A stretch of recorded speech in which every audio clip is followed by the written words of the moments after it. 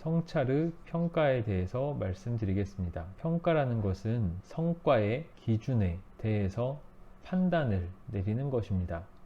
이는 의학교육에서 성찰과도 관련이 있습니다.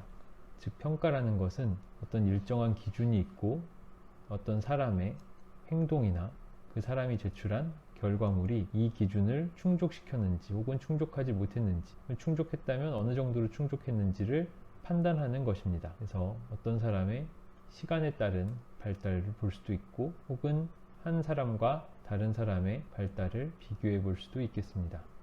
이 평가에 있어서 크게 형성평가 (Formative Assessment와 총괄평가 (Summative Assessment의 두 가지로 나눠본다면 형성평가는 피드백을 주는 것이 핵심입니다. 또한 미래의 학습 요구를 찾아내는 그러한 기회로 사용하는 것이 형성평가의 기능입니다. 총괄평가는 학습의 기간이 일정 기간이 지난 후에 예를 들면은 학부 교육과정이 끝났을 때 하는 성찰에 대한 평가가 되겠습니다. 즉, 형성평가는 Formative Assessment는 교육 커리큘럼의 과정에서 반복적으로 이루어진다면 마지막에 총괄평가는 이 일련의 과정이 끝났을 때 이루어지는 평가가 되겠습니다. 그런데 학생들은 자신의 성찰적 활동을 평가받는다는 생각을 별로 좋아하지 않습니다. 왜냐하면 성찰을 위해서 작성한 혹은 만든 과제물은 보통 매우 사적이 있기 때문입니다. 또한 이러한 성찰을 평가한다는 것이 과연 타당하고 신뢰할 수 있는 평가인지에 대한 회의적인 생각을 가지고 있습니다. 학생들은 서면 혹은 종이로 작성한 글로 작성한 성찰이 예를 들면 성찰적 일기 같은 것이 즉 자신의 생각이나 감정을 정확히 보여주는 것이 아니라는 것을 금방 인식합니다. 그래서 학생들은 성찰을 평가받는 것에 대해서 긍정적이지 않게 되는 것입니다. 성찰을 평가함에 있어서 사건을 그저 기술하기만 했을 때 이를 표면적 성찰, superficial reflection, 표면적 혹은 피상적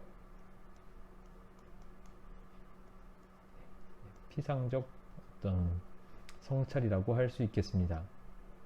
더 깊은 수준의 성찰은 한 발자국 뒤로 물러서서 챌린지의 근거를 가지고 그 다음에 어떻게 변화하고 기존의 신념과 관점이 어떻게 달라졌는지에 대한 것을 보여줄 수 있어야 합니다. 이러한 더욱 심화된 수준의 성찰은 변혁적 학습이 발생하는 것과 동일한 혹은 이에 상응하는 의미입니다.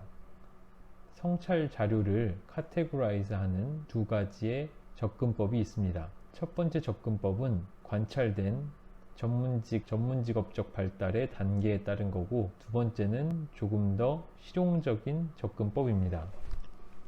성찰이란 것의 목표가 전문직업적 발달과 관련돼 있다고 하면 이 발달 단계에서 어느 수준에 있느냐를 기준으로 평가하는 것이 이 전자 첫 번째 접근법이고, 두 번째는 성찰에 대해서 실용적인 접근법을 취하는 것입니다. 그래서 그레이드 B, A, B, C, D, E, F로 나눠서 예를 들면 그레이드 F는 그냥 사건을 묘사하는데 디스크립션도 제대로 못한 것, 그레이드 E는 사건을 묘사하고 디테일까지 묘사한 것, 하지만 해석은 하지 않은 것, 그레이드 D는 사건을 묘사하고 무언가 중요한 것을 인식했지만 그 이유를 설명하지 않은 것, 그레이드 C는 사건을 묘사하고 이게 어떻게 자신의 감정에, 태도에, 그리고 신념에 영향을 주었는지 인식했으며 무엇을 배우고 과거의 경험과 연결지어 질문한 것이라면 그레이드 C. 그레이드 B는 판단을 포함하는데 이 중에 무엇이 잘 됐고 무엇이 잘 안 됐으며 왜 그랬는지를 서술한 것. 그레이드 A는 사건에 대한 경험이 변화하거나 그걸 컨펌한 사건에 대한 경험을 기술하는 것으로서 비슷한 일이 미래에 있을 때 어떻게 대응할지에 대한 것을 기술할 수 있습니다. 설명을 제공하고 이때 다른 문헌 논문이나 교과서를 참고해서 레퍼런스로 설명할 수 있습니다. 이러한 것이 실용적인 접근법이 되겠습니다.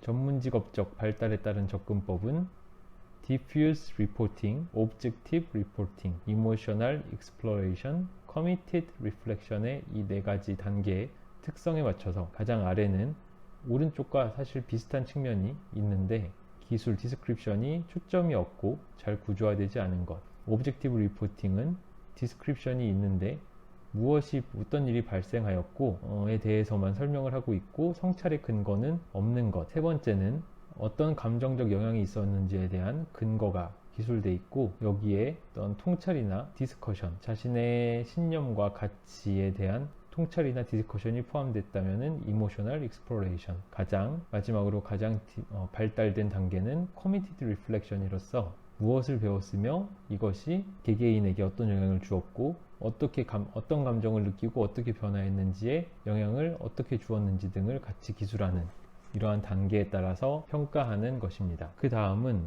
성찰을 의학교육에서 사용할 때 흔히 겪는 문제에 대한 내용입니다. 첫 번째 많이 겪는 문제는 참여가 낮은 것입니다. 효과적인 성찰은 여러 가지 요소가 얼라인 되어 있을 때 이루어집니다. 이 여러 가지 요소라고 하면은 목표와 의지와 스킬 같은 것이 되겠습니다. 즉 목표와 의지와 스킬이 잘 얼라인 되어야 성찰이 효과적으로 이루어질 수 있습니다.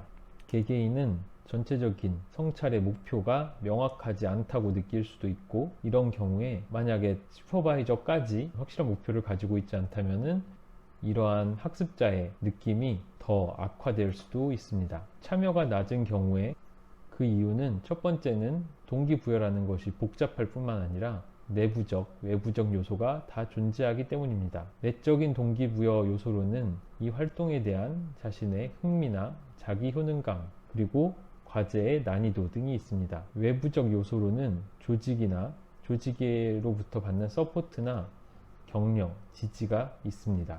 성찰에 대해 참여가 낮을 때 자기 모니터링, 셀프 모니터링에 대한 전략은 개개인이 executive function을 갖도록 할 필요가 있고 이 executive function을 한다는 것은 noticing, processing, future action의 핵심적 측면을 고려한다는 것입니다. 이러한 전략은 메타인지적인 프로세스를 명확하게 해주고 학습자가 성찰을 하는 동안 그 성찰의 단계를 talk aloud, 크게 밖으로 소리내어 말할 수 있도록 격려하는 것과 같은 전략을 취할 수 있습니다.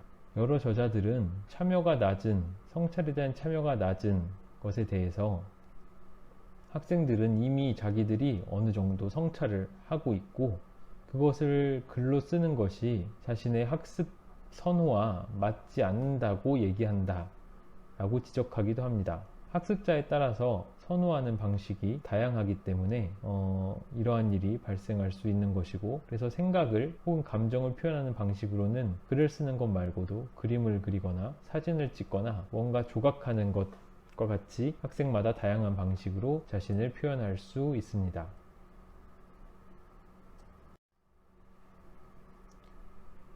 각 단계에 대해서 어려운 점이 있을 수도 있습니다. 노티싱, 알아채기 단계에서의 어려움은 적절한 피드백이 없을 때 발생합니다. 노티싱 하는 방법으로서 앞서서 셀프 모니터링도 있고 외부로부터의 피드백도 필요하다고 이야기했는데 피드백이 없는 것은 따라서 노티싱의 장애 요인이 될 수 있습니다.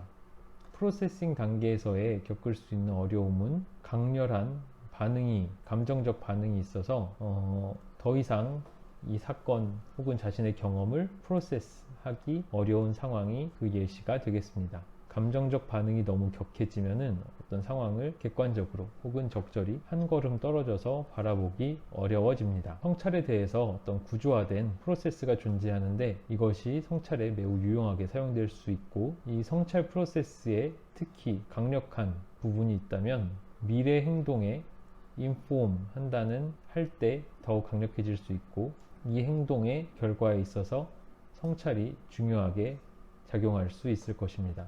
성찰의 통합이 부족한 경우도 문제가 될 수 있습니다. 전반적인 교수학습 접근법에 있어서 성찰을 잘 통합되지 않는 경우가 있습니다. 그 상황은 보통 성찰이란 것이 이미 있는 티칭, 교수, 수업 세션에 그냥 더해지는 상황입니다. 이때 가르치는 사람도 배우는 사람도 성찰이 교육 프로세스와 동떨어져 있다고 느끼게 됩니다. 이렇게 되면 참여가 저조해질 뿐만 아니라 잠재 교육과정이라고 말하는 어떤 문화에도 안 좋은 영향을 미치게 됩니다.